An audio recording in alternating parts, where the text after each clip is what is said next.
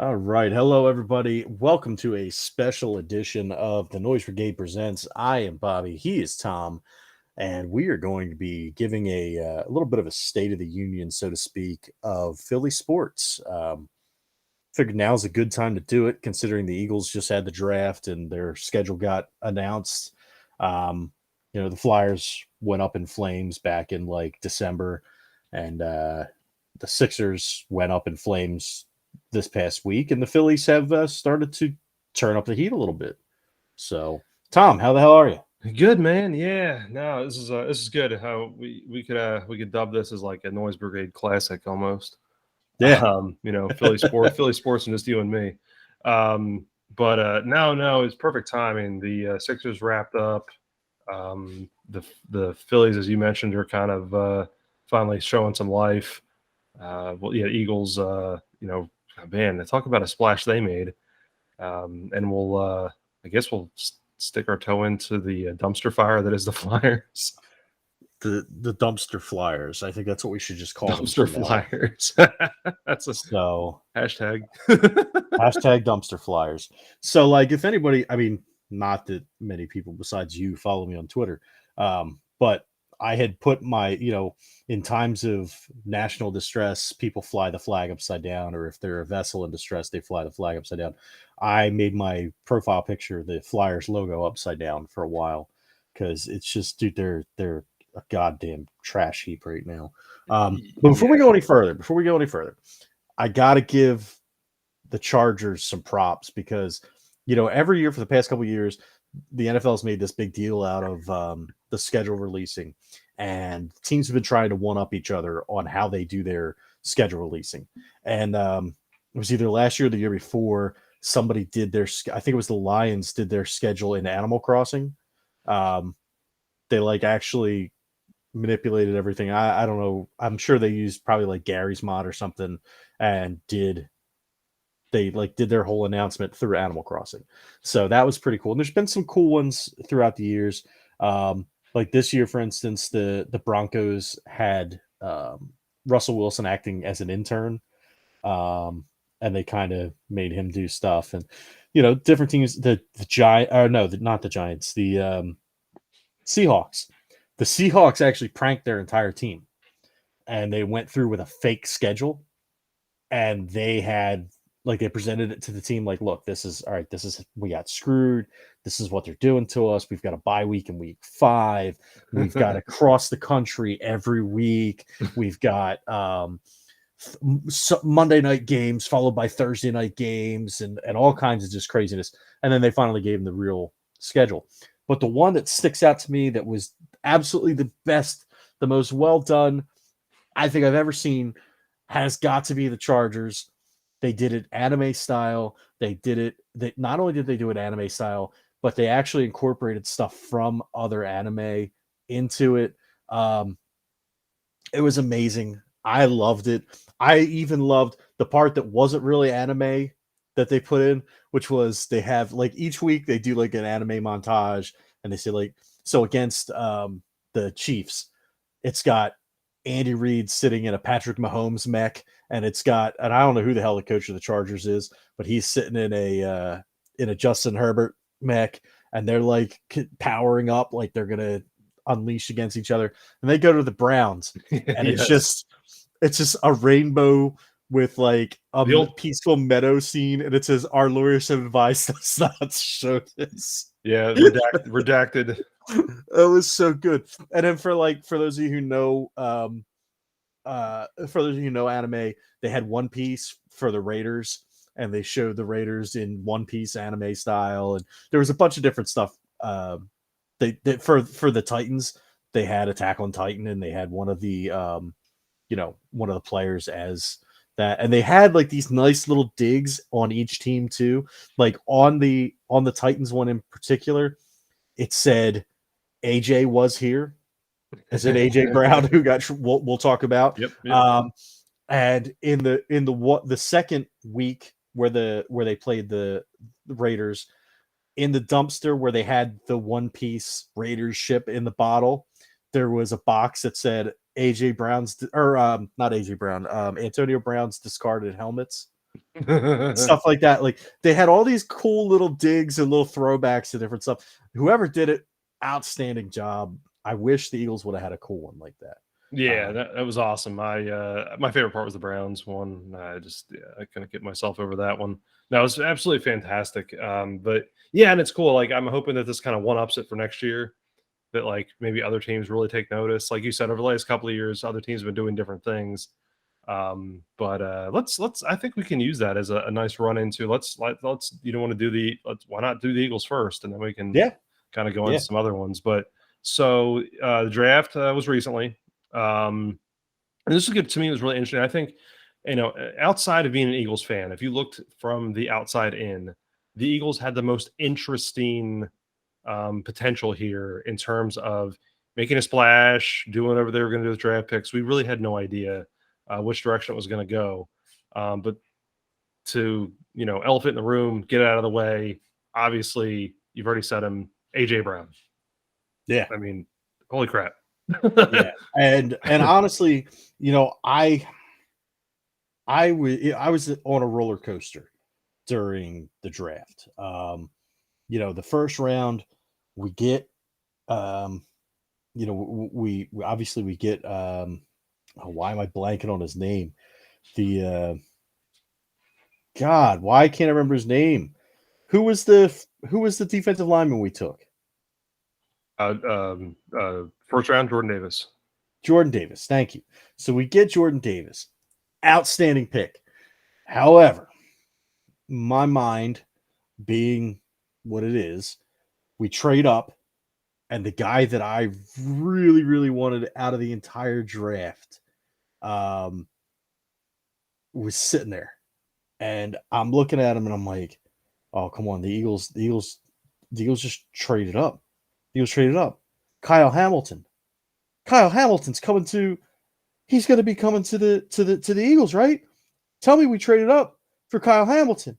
I know we traded up for Kyle Hamilton. And guess what we didn't do? Yeah.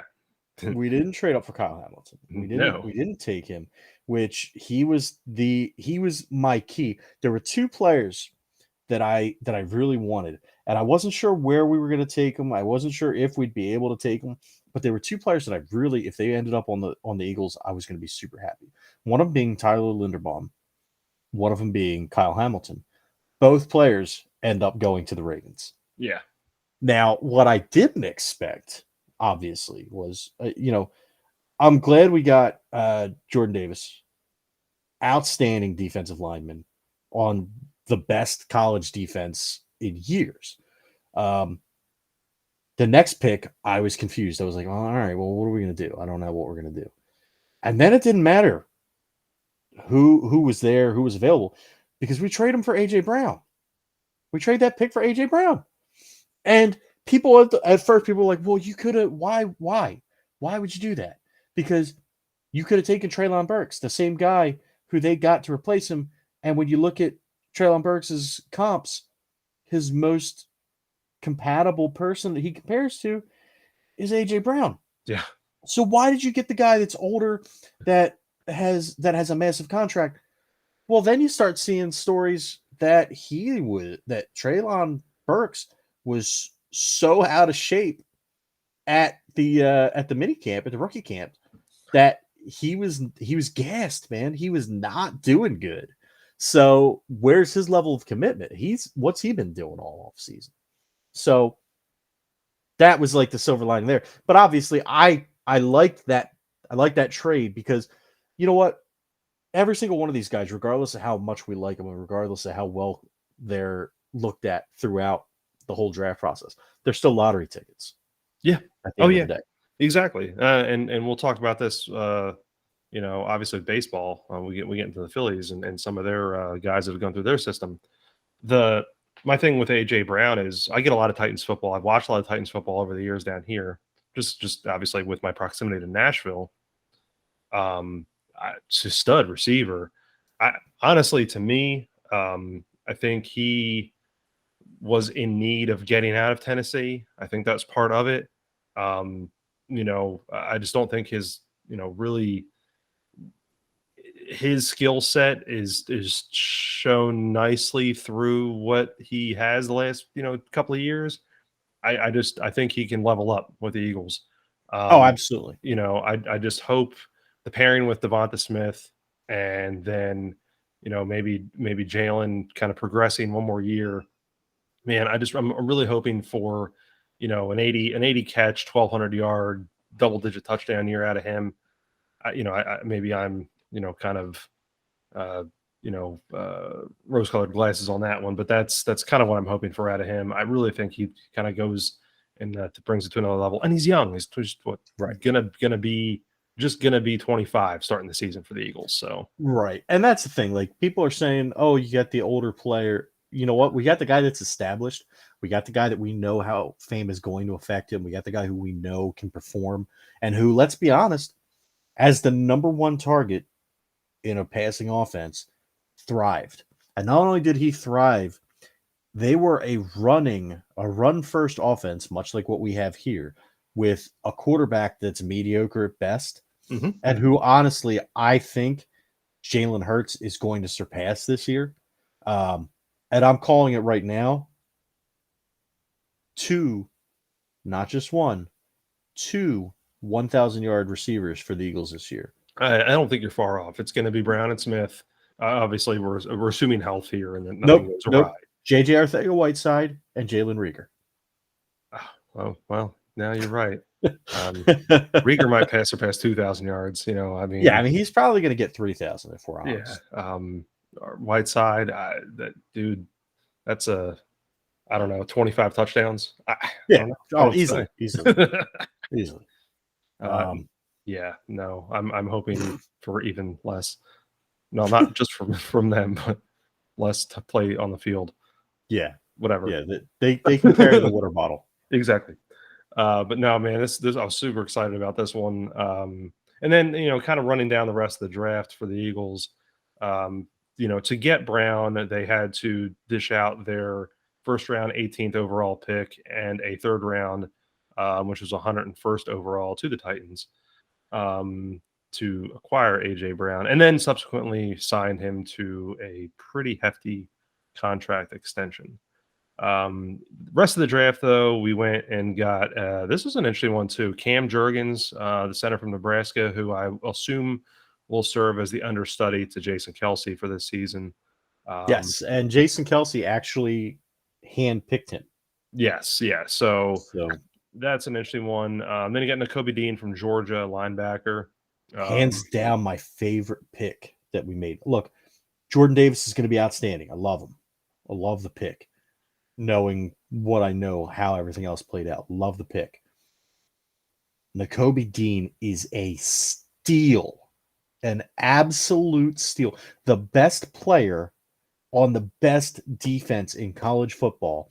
We got him, and we got their best defensive lineman. Yeah. That was a great. I noticed that too. That was a great 1-3 as far as rounds go. I mean, that's just fantastic.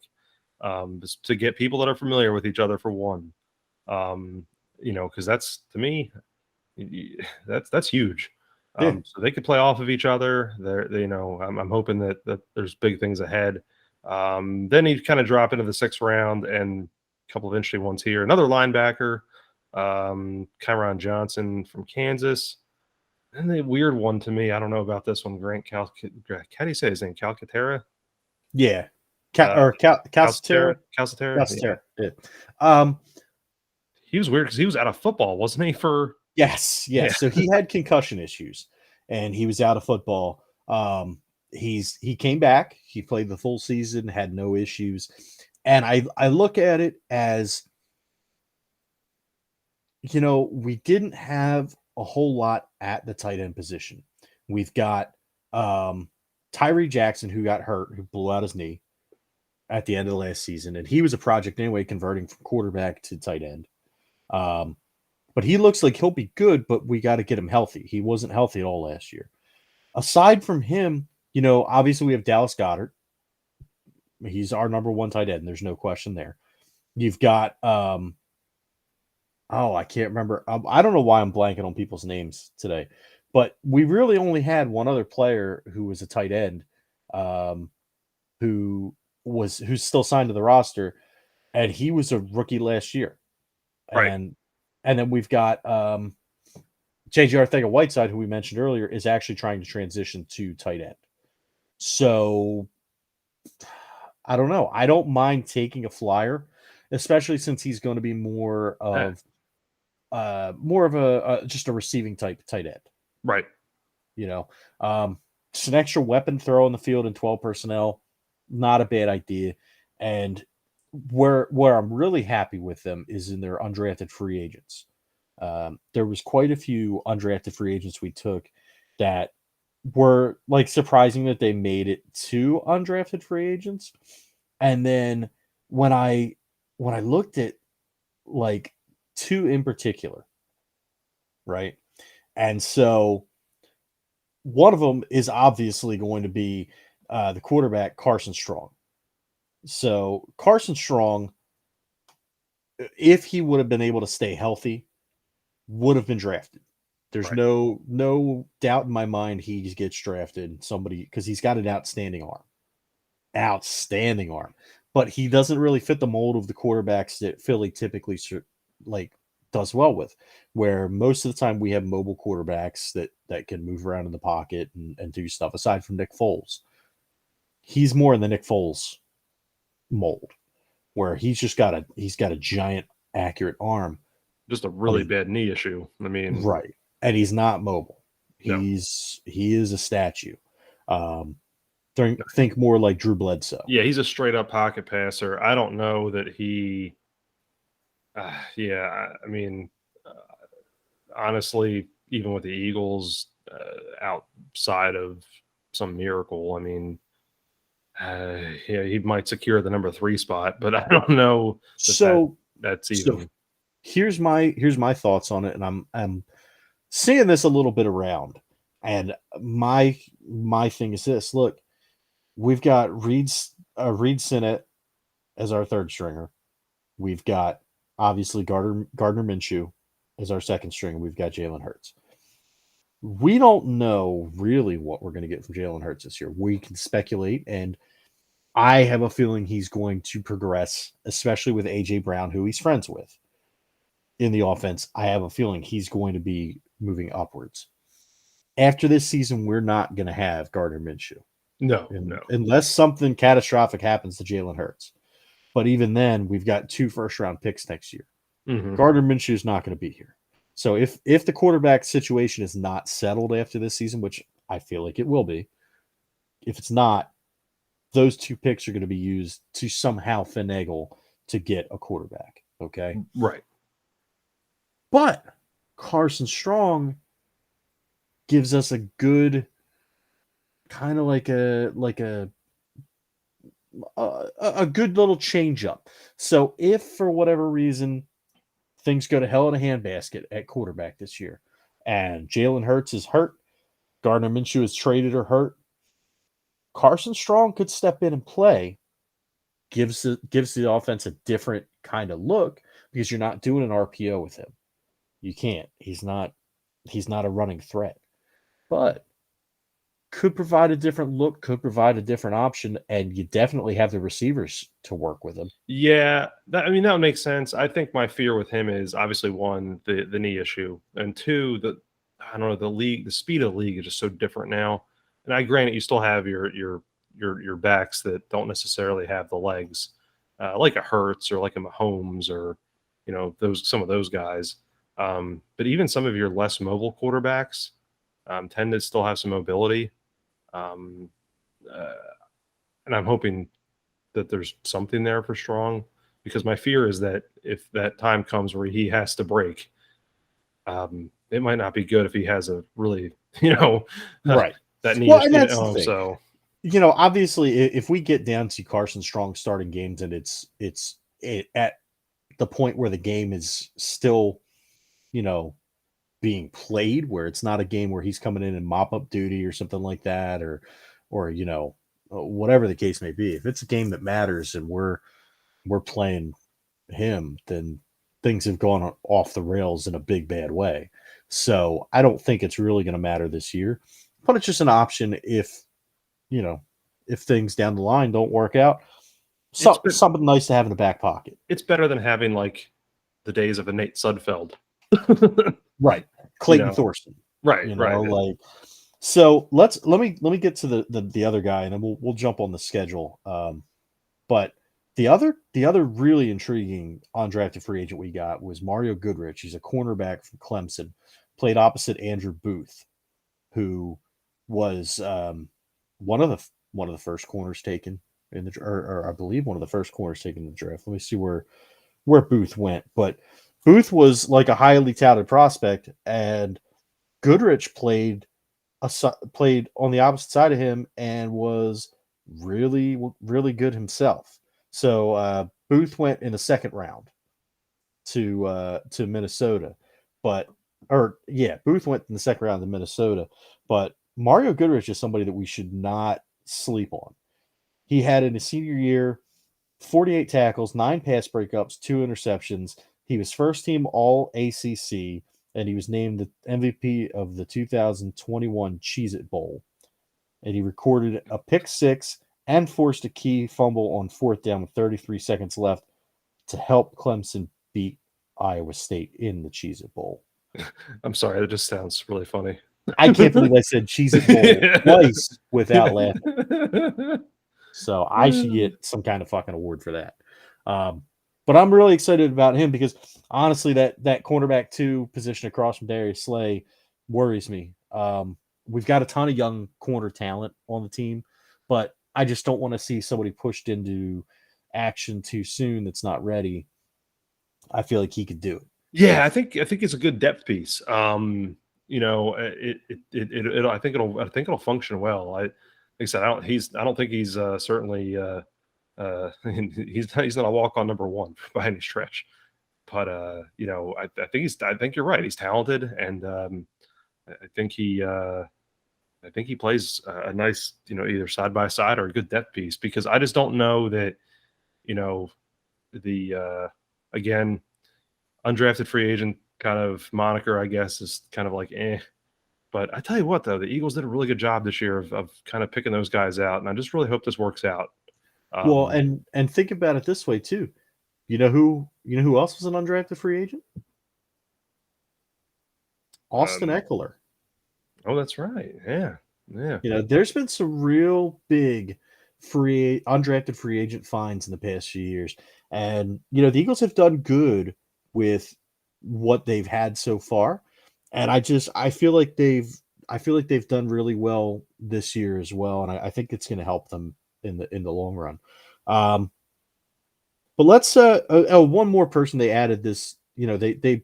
I just want to mention is Hassan Reddick. Great ad. Yes. Great ad on the defensive side. Yeah, him and Kaiser White, I think, are going to be outstanding. Yeah.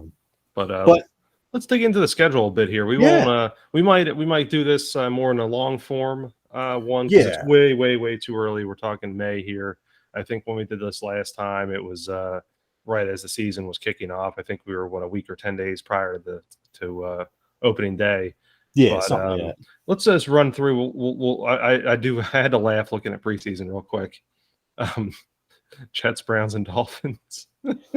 Yeah, I mean, if we don't look like fucking world beaters after that, something's wrong.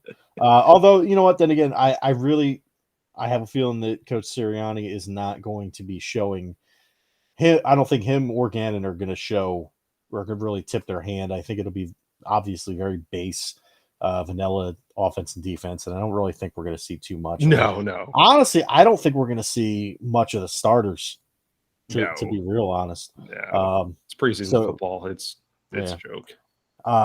But I'm looking at the schedule, and I'm not scared.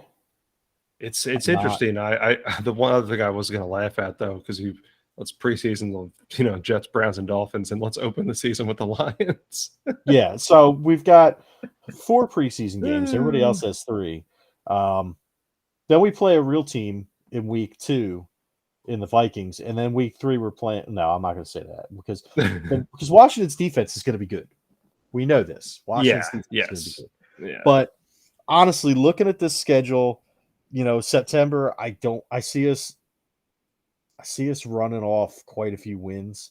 Um, Yeah, I I like the obviously the lines, um, Vikings, whatever their Commanders. I think that's a win, even though that's a tough match just before the defense. I think in September, to me, that's an easy 2-1, possibly 3-0. Just looking at the schedule there in those yeah, 3 games in September, who knows? I, there's at least 2 wins there. That's what I'm saying. yeah. I'm going. I'm look. So here's the thing.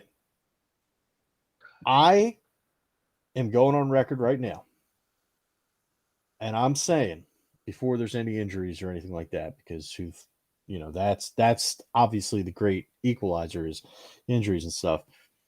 No less than 10 wins. There's no less than 10 wins on this schedule. Yeah. I'm going as far as to say they're finishing 11-6 or 12-5. And the Yeah, bare minimum is going to be 10 wins. that's fair. Yeah, that's fair. No, I haven't done. I haven't really looked at the that yet. I could probably just kind of eyeball it now and add it up. But looking ahead, yeah, no, I think you're spot on there. I think this is a double digit win team. There are some tougher matchups there. I think the Packers are always that's always a fun one. The Cowboys, as much as I don't like them, there's you know Yeah.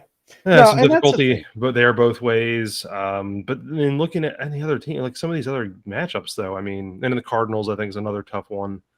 But See, honestly, I thought that at first when I was going through it, but I think with all the dysfunction on that offense and with Kyler Murray not wanting to be there, I I'm not afraid of the Cardinals. I am I know that Green Bay is going to be a tough game. I know Green Bay is going to be a tough game. The Cowboys are going to be tough. All of our division games are going to be tough right, they always are. I think because for they are. my Cardinals estimation was more because it's an away game, it's a road game. Yeah. Oh no, no, and I totally get that. I as much as I hate to admit it, I think that Dallas on Christmas Eve is going to not give us a Merry Christmas. Um, but aside from that and Green Bay, like there's no games that I look at this and say, you know what? There's I can't see the Eagles winning. I could see the Eagles winning every single one of these games, but at the same time, I could also go through and I could say, you know what? I know they're not going to beat Dallas twice. Right. I know they're not going to because I hope they do? Yes. Do I believe that they could? Yes, to a lesser extent, but but it just seems that inevitably there's going to be one or two games they should win that are going to get away from them. It's a Even when cool. we Go ahead. even when we won the Super Bowl, there was obviously it didn't happen as much, but there were a couple games where it was like, dude, we should have won that game. Right. Oh yeah, no, without a doubt. Here's my question though for you. I don't know if you noticed this with the Saints game at the kickoff of the new year in Philly at 12 o'clock on January 1st. That's going to be a goddamn mess. That's going to be a shit show. Yeah. And here's the thing though. And again, this is me shooting from the hip, not knowing shit about shit. I don't think the last two games of the season matter. If I'm being honest. The last one definitely doesn't, other than the fact that it is a division game. So if it does come down to that point where someone's playing around with divisional stuff, then yeah, then that might. But yeah. I think by the time and that's another reason why honestly week 16 at the Cowboys. So week 16 at the Cowboys. It's on Christmas Eve. It's in Dallas. It's the third of 3 away games. So the schedule makers really screwed them on that game, by the way. But that being said, that game may not matter at that point. Yeah. Good or bad. Good or bad. It may not matter. So we'll see what happens. But the schedule up to then, the Titans, I'm somewhat, they give me pause. The Packers give me pause. My dad was saying that he thinks the Colts are going to give us trouble. I don't, but because I'm just having trouble being afraid of Matt Ryan at this point. Yeah, yeah. You know, Yeah, that's to me. That's you're just kind of rehashing old Atlanta games at that point. yeah, You 28-3. yeah. I mean, Oh, that was one of the other things in the Chargers schedule announcement. It was like 28 pancakes for $3 or something like that was on because the Falcon flies into a Waffle House sign. And on the Waffle House sign, it says 28 pancakes for $3, oh, referencing obviously 28-3, three where the Falcons were up 28-3 in the Super Bowl and ended up losing to the Patriots because they're collapsed. trash. Yeah, So yeah. So we'll talk about another collapse here of a game that happened this season with another Philly team. yeah, But before I'd say we save them for last because they're hot right now. okay. Let's you want to do dumpster flyers or the fact that the Sixers finished off just 3 days ago? Let's do the Sixers real quick because I don't have a whole hell. I have some stuff to say, but I'm not a whole hell of a lot because honestly, out of the 4 teams, they're the ones that I follow the least. Yeah, same here. Same here. So, but I did just spend a couple hours listening to people bitch about them on the radio, and so I've got some feelings on our fan base and on the team in general. yeah, yeah. So look, they made it this far in the playoffs. They actually go 6 games with Miami. But look, they get smoked in game 5. It just there was nothing doing there. They just they fizzled out. I mean, Right. there was nothing there. I mean, the best thing that happened for the Sixers this year was getting rid of Ben Simmons. Yeah. That's how the season's going to look. So let's look at this too from this perspective, right? So we brought in James Harden, and at the time, you couldn't show me somebody that wasn't happy that we got James Harden. Oh yeah, no, without a doubt. It was all over Twitter, people counting down the days. Oh, we're getting James Harden. We're getting James Harden, right? James Harden comes to town. The playoffs play out the way they do. Now, and let's be honest too. This series maybe has a little bit different complexion if Joel Embiid doesn't get his friggin' head smashed in. Right. Yeah. And he doesn't tear the ligament in his thumb.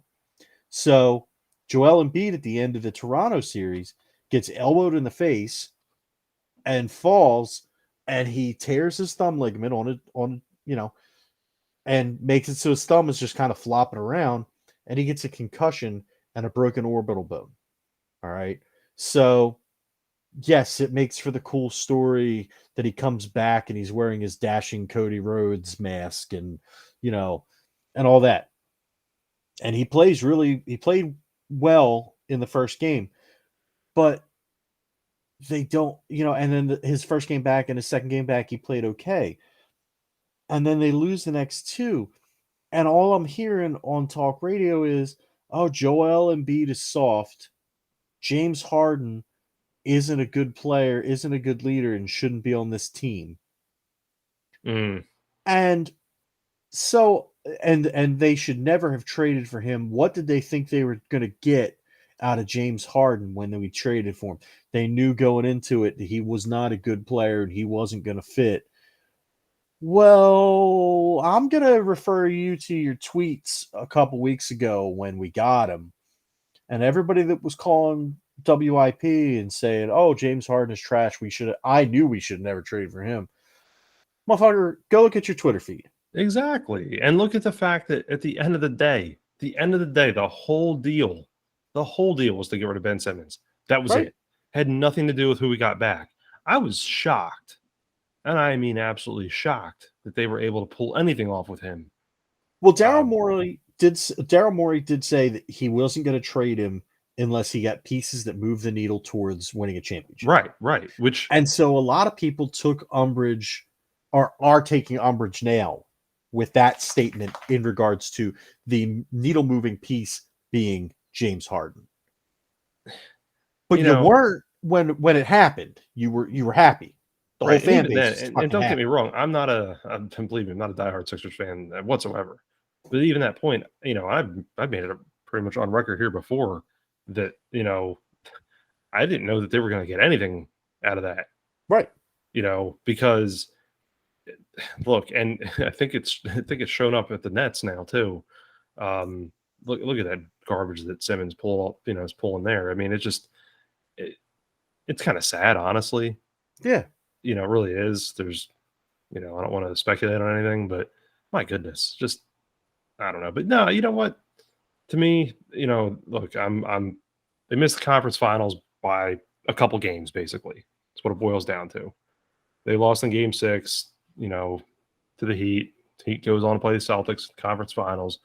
That's cool. They made it pretty far. They made it a lot further than they have in a long time. So got to give them props to that. Now, of course, fan base is going to dump on it. Whatever. It is what it is. But my curiosity is kind of at, though, it's like what happens next year. Right. Because you're not resting this whole thing on Embiid. So I don't know, Well, some people are, though. Oh, I know. Now, granted, so the organization is not, because the organization, as dumb as they may be at certain times, they're not dumb enough to think that Joel Embiid is the problem. Joel Embiid, I will say this. I'm not a fan of him coming out and saying to the press, I think it was him and I forget who else. I want to say Tyrese Maxey, but I could be wrong on that. Came out and said the team is too soft. Mm-hmm. And you know what? Even though I don't think that should have been said in the press, I'm okay with the guy with the broken orbital bone, the torn thumb ligament, and the concussion who's still playing, calling out his team if he thinks they're being too soft. Yeah. I'm okay with that. No doubt. No doubt. What I'm not okay with is people pretending like Joel Embiid is the sole issue with this team. Because at the end of the day, this is the guy, you've got people being carried off the court because they've got a cramp. This dude's playing with a broken face and a hand that doesn't fucking work. Exactly. I'm good with that. Exactly. No, I'm with you. So, but chalk it up. Look, a couple of wins away from the conference finals, and we'll see what happens next year. Unfortunately, who wasn't a couple of wins away from any finals whatsoever. The 25, 46, and 11 last place in the Metropolitan Division of the Eastern Conference, your Philadelphia Dumpster Flyers.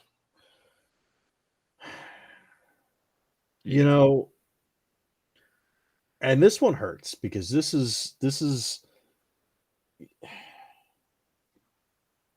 they're not going to be good for a long time. No, they're not. They're not. Yeah. And what it boils down to is people for years blamed this team sucking on Claude Giroux. And right. Claude Giroux this, Claude Giroux that. Claude Giroux is not a vocal enough leader. Claude Giroux doesn't do this. Claude Giroux doesn't do that. Claude Giroux is now helping the Florida Panthers through the playoffs and is more than likely going to end up playing in probably the Eastern Conference Finals, more than likely the Stanley Cup Finals this year, depending upon what happens when they inevitably meet up. Because it's going to be, and here's the fucked up part, it's going to be in all Florida Eastern Conference Finals, because it's going to be, or maybe I'm wrong. Let me see who they're matching up with for the next round of the playoffs here. Are you thinking Panthers Lightning? Oh, it is. It is. So it is actually the Panthers and the Lightning. So one of these two teams is going to go to the Eastern Conference Finals. And honestly, this is going to be one hell of a series. I don't like either team. I don't like the Lightning because they knocked the Flyers out. I don't like the Panthers because they knocked the Flyers out of the playoffs years and years ago. And I still hold a grudge because I'm, a curmudgeon. It's what happens. One of those two teams is going to go to the Eastern Conference Finals. One of those two teams is going to the Stanley Cup Finals. I don't care who they end up playing in the next round. Doesn't matter. Does not matter. One of those two teams. Those are your choices.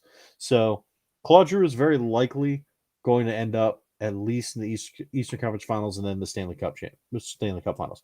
If they can get past the Lightning are a tough out. They really are. They're such a good team, and they're set up for success. They are the newest team, or I shouldn't say the newest team. If they are the closest to the Islanders dynasty of the 80s that also tormented the Flyers and beat them in the Stanley Cup playoffs and in the Stanley Cup finals. The Lightning are ridiculous. They're absolutely ridiculous. One of the best hockey teams that I've seen ever. And I hate saying that. I really legitimately do, even though my brother is a huge Lightning fan. I can't stand how good they are. But anyway, Claude Giroux, back off of my tangent here. Claude Giroux was never the problem with this team. The problem with the team was the management. Oh yeah. Was the picks that they're making. Was developing talent. Was signing the right players, trading for the right players.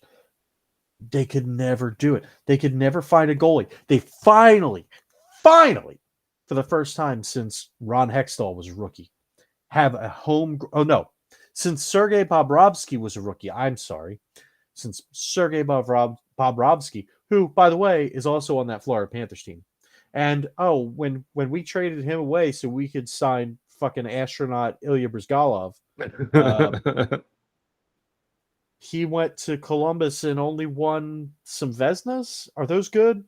Vezina trophies? That's for bad goalies, right? They're not any good. No, because the Flyers goalies don't win those, so I don't know what the fuck they are. So, we finally get another good goalie, and now we don't have a team around him. We've got fucking players that don't. We've got good parts. We do have good pieces. We've got Sean Couturier. We've got Travis Konechny, who, if he could figure out whether he's coming or going, could be a good player. We've got Cam Atkinson, who we had to trade for, but he's a good player. We have Kevin Hayes, good player. We've got Ivan Provorov, who, depending upon whether he wants to play that day or not, or if he wants to bitch about the fans, is a good defenseman. Travis Sanheim, good defenseman. We have good pieces. We don't have great pieces. And we don't have anybody coming up from the minors to take their spot because Ron Hextall drafted like a fucking donkey. And then we've got fucking Chuck Fletcher, who doesn't know his hole or his asshole from a hole in the ground. We've got these, and the biggest problem of all right now is that we've got an organization who is owned by a soulless fucking corporation that doesn't give a fuck about them. No, it's all money. In fact, the money. You ready for this one? Yeah. You mentioned Bryzgalov, and we're still paying him, aren't we? It's the Bobby Bonilla deal. Yeah. Till 2027. Yeah. 1.63 million. Oh, of course. I had to look it up because I thought, I was like, man, they're still paying that guy, right? And yeah, they are. Yeah. And meanwhile, he's fucking on the space station trying to avoid bears and shit.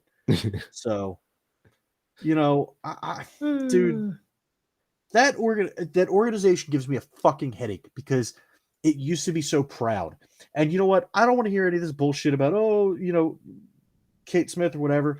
People are like, oh, it's ever since they got rid of Kate Smith. No, it's fucking not. No, it's fucking not. Okay. Was the Kate Smith shit cool? Yeah, absolutely. And I loved it and I bought into it. But at the end of the day, you know what? That doesn't make an organization.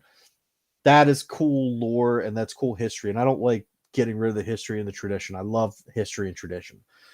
Clearly, I'm old. That's what I fucking cling to. But my problem is they let go of what Ed Snyder, what he stood for. Right. To the point where they didn't even acknowledge his fucking his birthday. They didn't acknowledge his birthday. The founder of fucking hockey in Philadelphia and the team that he started, the team that won 2 Stanley Cups back in the 70s before any of us were fucking born. The guy who made hockey an institution in Philadelphia and this soulless fucking corporate piece of shit company that owns the team completely ignored his fucking birthday. Yeah.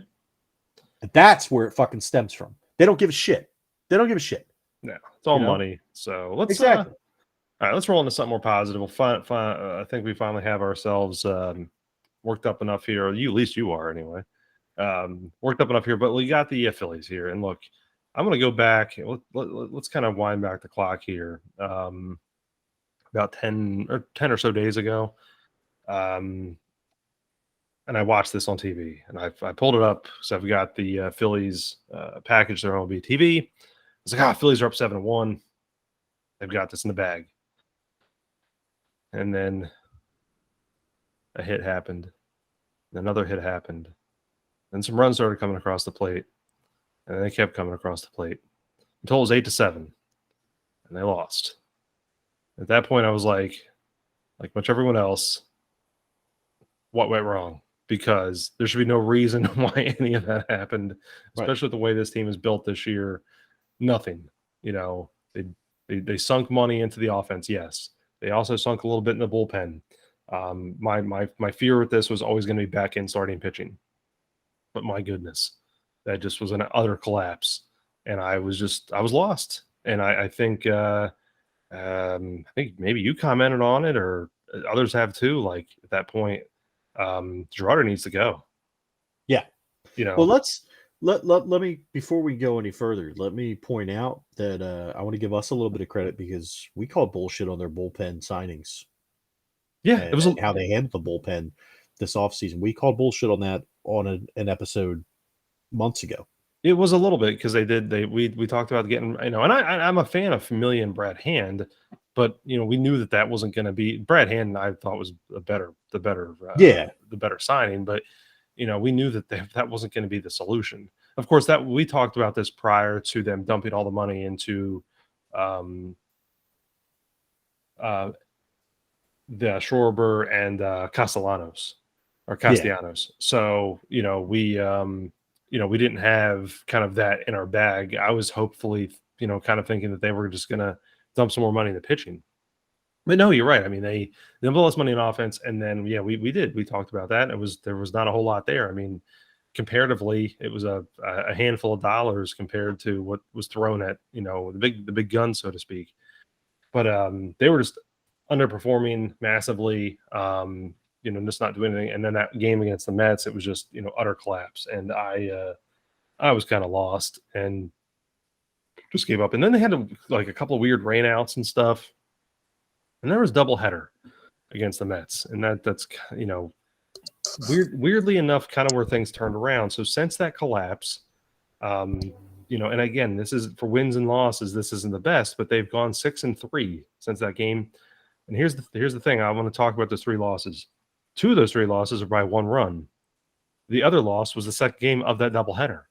So they absolutely poured it on this past series, taking 3 out of 4 from LA, and they just, the offense came out and just blew up. It was awesome. Home run city. Oh yeah, they battered them. They completely just battered the shit out of them. And here's the thing, and I'm gonna bring this back to the Flyers real quick because you know what the big difference is. You've got Bryce Harper. You've got veteran leadership on that team. And Bryce Harper holding that team accountable. And Bryce Harper going into the locker room holding the players only meeting and lighting them up. And you know what? Like I said, people gave Giroux shit for years. And as much as I love Giroux, and Giroux was not the problem, the Flyers needed somebody like a Bryce Harper in the leadership to get their asses moving. They didn't have that. No. And I think, Phillies are notoriously, whether in a good season or a bad season, slow starters. Always have been. Always. They've never turned it on until it got hot out. And I think the bank plays that way too. Once it gets hot, those balls start flying out of the ballpark. And I really, think that this lineup is going to be, health, all things, even the goofball things that have happened right now. Harper's dealing with a partially torn UCL. And I know you and I went back and forth talking about this on previous episode. about the changes, rule changes, and now this universal DH. Well, I'm really thankful for that now. Yeah.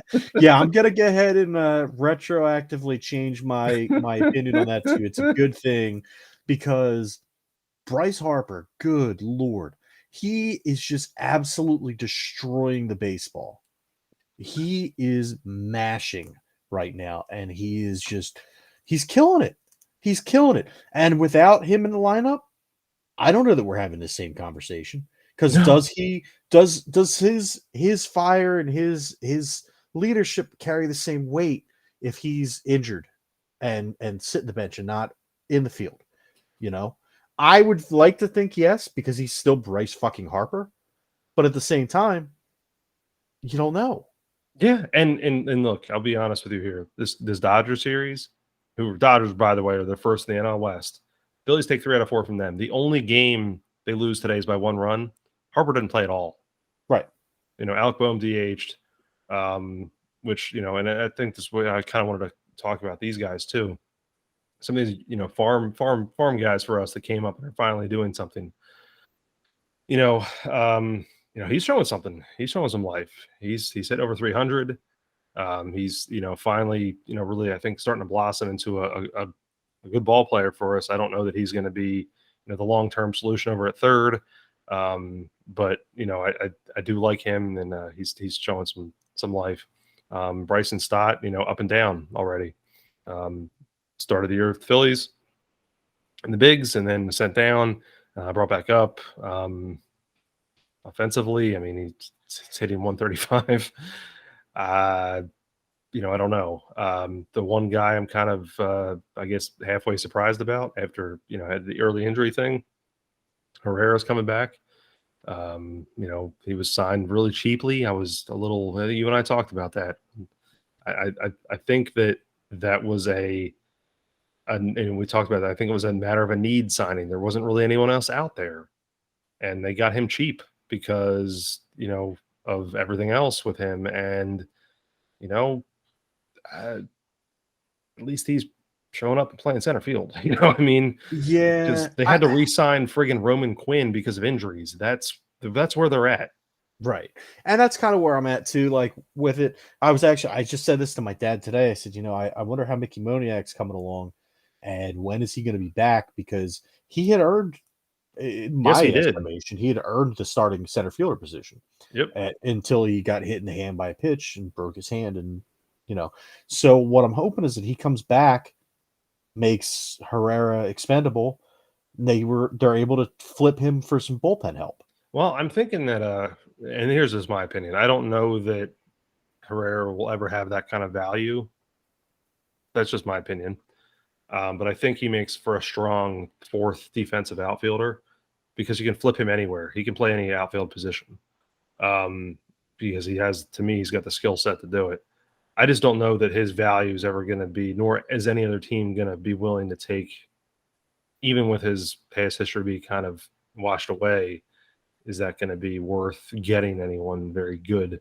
Because former All-Star, yes. I just don't know, unless he has enough playing time this year to really show that he can really provide to another team that they're willing to, flip a hot arm. I don't know. Well, my viewpoint on it is not even necessarily. It doesn't even have to be a hot arm. It just needs to be a warm body. Because if you look at what the Dodgers have done, we're talking about the Dodgers. Some of their best performing bullpen pieces were actually pitchers who were flailing in the major leagues at last year, the year before, and they were able to bring them in, saw them, and said, "Look, all right, fix this." And now they're producing really well. So I'm wondering, and maybe I'm just a little bit too optimistic on that because Mhm. I don't know that the Phillies pitching staff or pitching coaches are as skilled as the Dodgers. But shit, if they can work magic with one or two pieces, that might be might be worth exploring. Yeah, I think my problem, and you and I talked about this, to some degree in the last Phillies rundown as far as preseason went. Um, you know, my my thing is like there's just no solidified closer with them. Yeah. You've got Knable who blew a second save today. I know Knable's a solidified major league closer.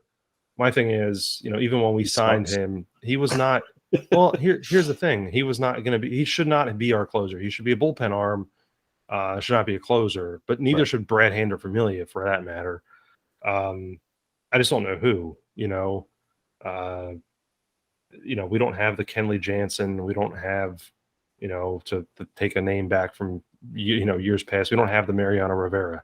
There's no one that can come in and shut it down. There's no Aroldis Chapman. There's no that guy for the Phillies. We don't even have a Mariano Duncan. Yeah, exactly.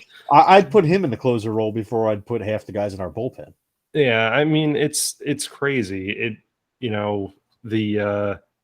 I think that's the one spot that we'll look back at the 08 season, the miracle season. What do we have? We had a lights out Lidge. We had a lights out closer. Right. 41 of 41. 7 of 7 in postseason. And the only game that he blew that year was the All-Star game. Yeah. That was it. And now we have Knable, who we are talking. It's May 15th. 2 blown saves and 15 blown goats. Apparently. I don't know him that well. Ewan told me. Mm-hmm. They went out for a night on the town, and I guess night on the farm. That could be it. Yeah. But yeah, it sucks because it's like you have put a ton of money into Harper, and now Schwarber, Castellanos, JT, you name it. It's funny too. You have another guy in Didi Gregorius who's basically just floating around. You know what I mean? Yeah. It's crazy to me. You just have all this talent offensively, and Gene Segura is having what's he on, a 12-game hitting streak? Yeah, he's hitting over 300. Unfortunately, Camargo kind of cooled off, but he was talking about a fine there. Right. My goodness. But Torreyes, but actually good. Yeah, it's crazy. But now we'll see. I'm excited. They finally turn up the thing. They're second in the NL East. They're 5.5 off from the Mets. Mets were hot. Mets are 10 games over 500 this early in the season. And there's no reason why they shouldn't be. They're a good team. But the Phillies, I think, can be up with them pretty soon. Of course, Atlanta, they get the reigning world champs nipping on the heels. Of course, I think the thing with Atlanta, though, is they're going to be really reeling from that Freddie Freeman bit a lot more than, who's their replacement? Matt Olson from the A's? Right. Freeman was like a glue. Freeman was their Harper to me. Oh, yeah. Yeah. Well, one important thing you got to remember about the Mets is fuck the Mets. Oh, yeah. But they're still good, though. I can't, fuck the Mets. I'm just. Who was really good in 2007 and 2008 was the Mets. Yeah, I know. Then 7 and 17. Yeah, 7 and 17. God, it was such a shame. I was so heartbroken for them. Yeah, I just man, they dumped out some money too, and they've got a nice lineup. Yeah. No, all kidding aside, they're a dangerous team. They've got one of the best, on paper, one of the best rosters. Yeah, Lindor and Alonso and you name it. And then they went out and got Max. Yeah. Scherzer and not Jacob Friedman. No. They didn't get MJF. Although that might be his plans after 2024. He may that's maybe his whole thing. He's going to leave AEW and go play for the Mets. Yeah. Could happen. MJF to the Mets. Yeah. Confirmed. We broke that news here. Breaking news, kids. MJF confirmed to the Mets. Actually, no, he wouldn't go to the Mets. He'd go to the Yankees. Oh yeah, well he's already clean shaven too, so that would work. Yeah, he's MJF is a Yankee. Confirmed that we're gonna say that after his 2024, which has been widely speculated, contract deal. That's his end date on that. He's officially signed with the New York Yankees. You heard it here first. Yeah. Yep. Absolutely. I think that's a good place to end on. I mean, we It just really broke is. news. Yeah, So breaking I news. think Yeah. until next time, man, check us out on Facebook, on Twitter, noisebrigadepod.com, doublewidecoffin.com. What didn't Richie buy a site? I don't know that he did. He might have.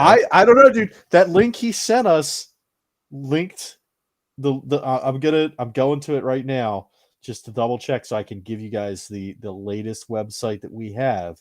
Um, let me see. It is Jesus Christ. Harley Quinn Smith AteMyBalls.com will in fact lead you to the noisebrigade.com. So there's a backstory to that you guys will hear soon enough. That's Um, fantastic. I just learned of that now. I'm you're just gonna have to trust me. You're gonna have to listen. That episode will be up. I guess I'll post that episode as the next Noise Brigade proper. We've got a couple in the can, and I was trying to decide which one to throw up. I guess it's no, we can't because there's jokes that play. So you guys are gonna have to just stay tuned. That's a little bit of That's foreshadowing right. for There you. you go. I like it. So till next time, be good and fuck the Mets.